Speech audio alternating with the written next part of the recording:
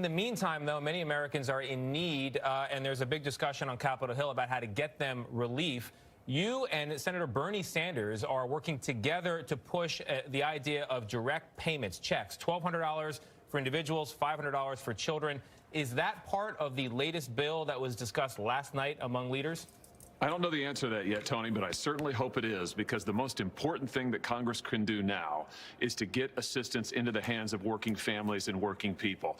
These are the folks who should be first in line for COVID relief, not last. They shouldn't be an afterthought.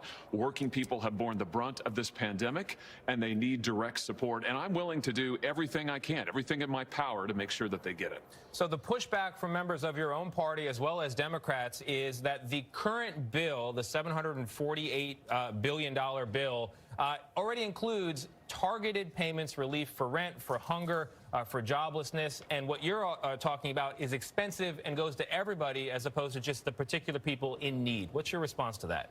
Well, first of all, working people are in need. And when you see the people, the lines of folks lining up for food support, trying to get help paying their rent, making their car payments. I just talked to a young mother in St. Louis with 2 boys who said that she can either keep making her car payments or else she can do something for her kids for Christmas. She can't do all of it. And this story is being repeated over and over and over. The need for food, for instance, is through the roof in my state. Demand for food up 50% in food banks. Here's the point, Tony. Working people are in need. We're not talking about giving checks to everybody, for heaven's sakes. We're talking about working families. We're talking about those who have borne the brunt of the pandemic. And the quickest way to get them help and relief is to get them direct support, is to give them a check like we did in March. So then here's the key question. On the principle that something is better than nothing, are you willing to support, because we need everybody's support there in Congress for this to go forward, are you willing to support the $748 billion bill? They provide some relief if it doesn't include the checks that you're talking about.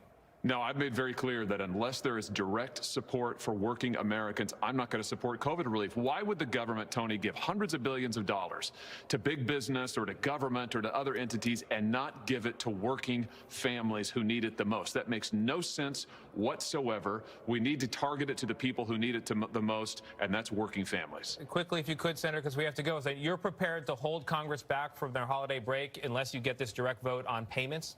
Every option's on the table, Tony. The working people of this country need somebody to stand up and say they need relief, and that's what I'm going to do. All right. As you've said, it's going to be an interesting week. Senator Hawley, thank you very much. Thank you. Stimulus. Give me the stimulus. Give me the stimulus.